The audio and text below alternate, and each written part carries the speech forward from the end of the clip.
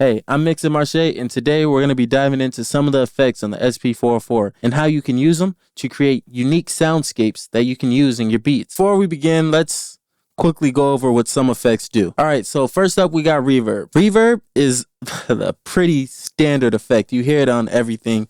You hear it with everything. Everybody knows how to use reverb. So on here, you see you have multiple different types of reverb. You have ambience, room, Hall 1 and Hall 2. You can also adjust the time and the level.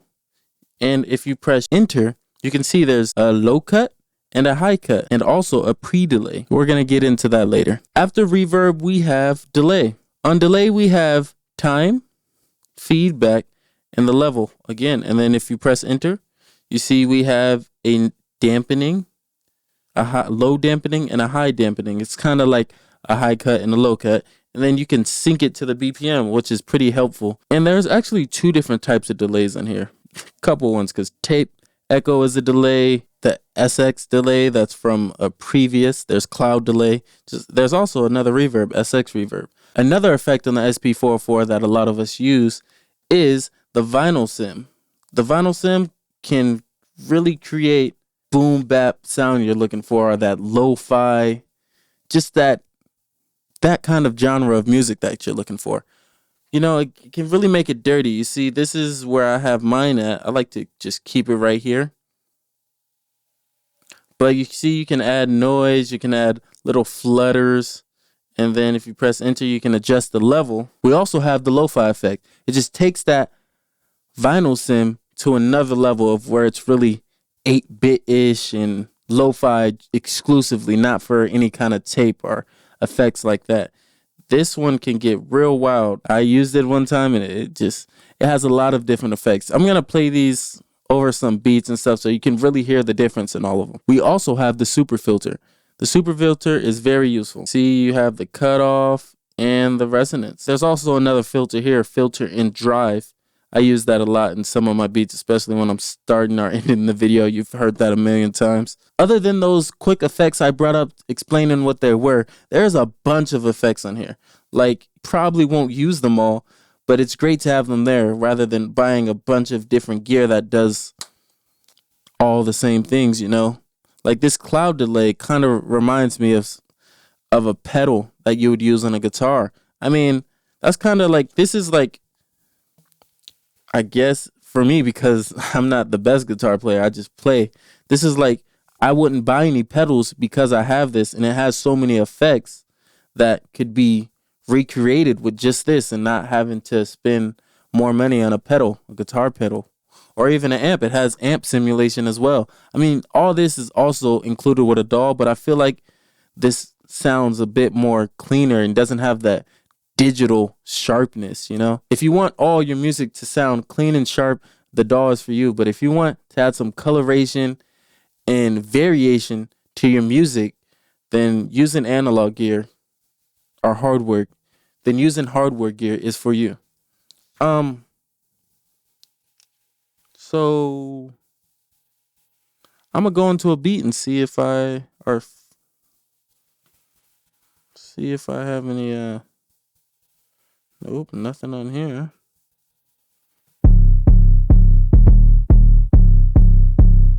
All right, this is just a basic 808 loop that I was working with one day. Let's see what we can do with it.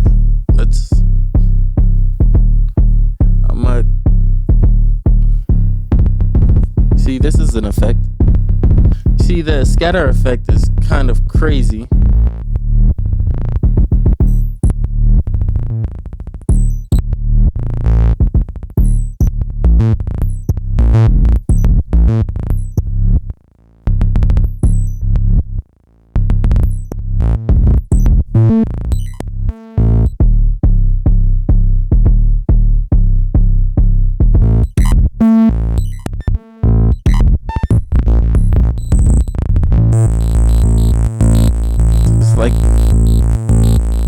Like creating a whole different sound.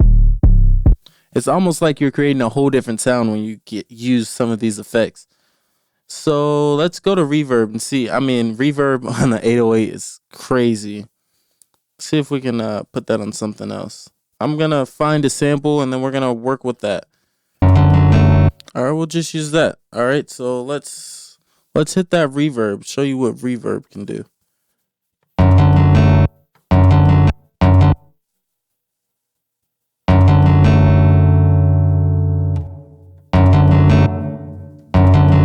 See, the reverb adds like space.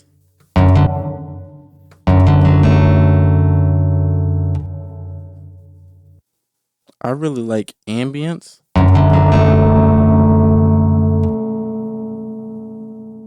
It's like creating a whole different thing. And then if you press bus effects, you can access 2 up to 4 different effects at a time.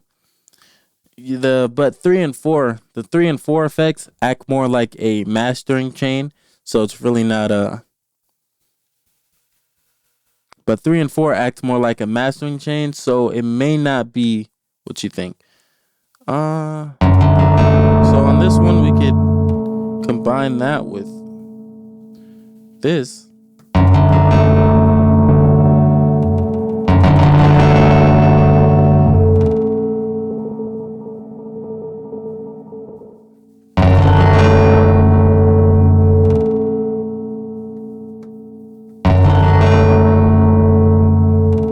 Completely different. Or we can pan that with some delay. I mean, everybody mixes their delay with a little bit of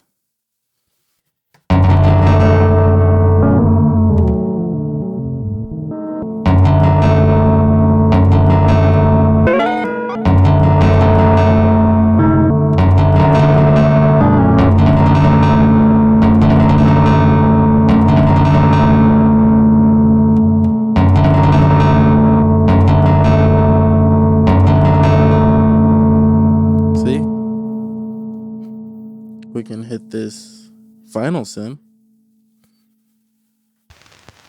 You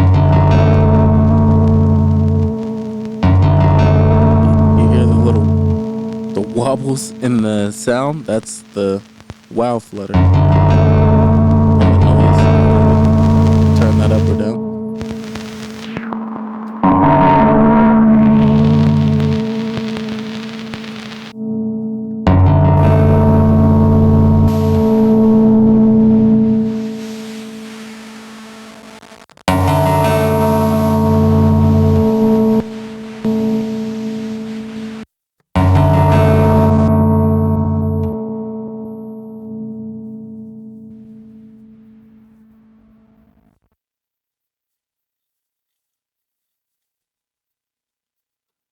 We got this cloud delay. I like this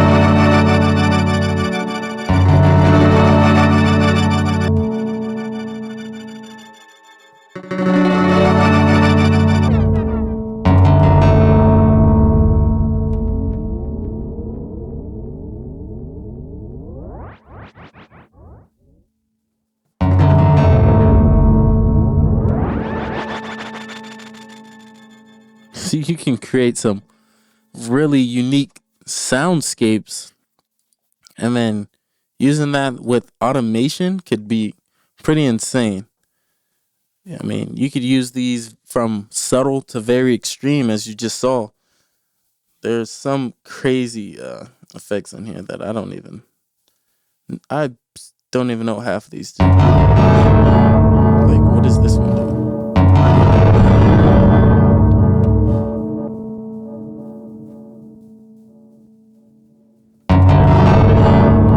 What is that doing? It kind of sounds like a horror movie. Now if I reverse it, really sounds like a horror movie, like where something's about to pop up.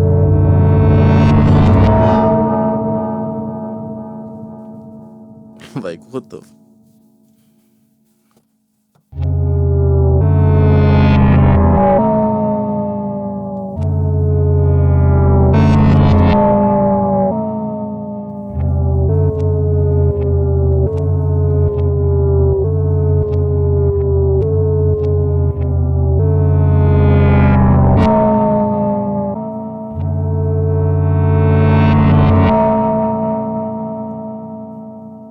there's just so many different effects on this thing. It really shows why this thing is so versatile and why so many people adore this thing.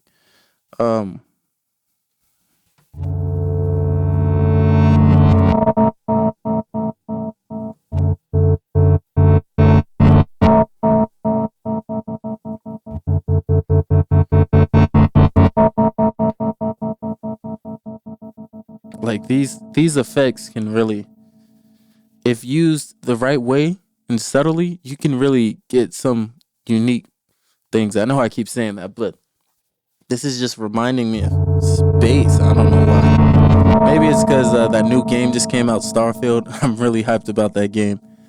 I'm definitely gonna get it and play it. The game looks insane.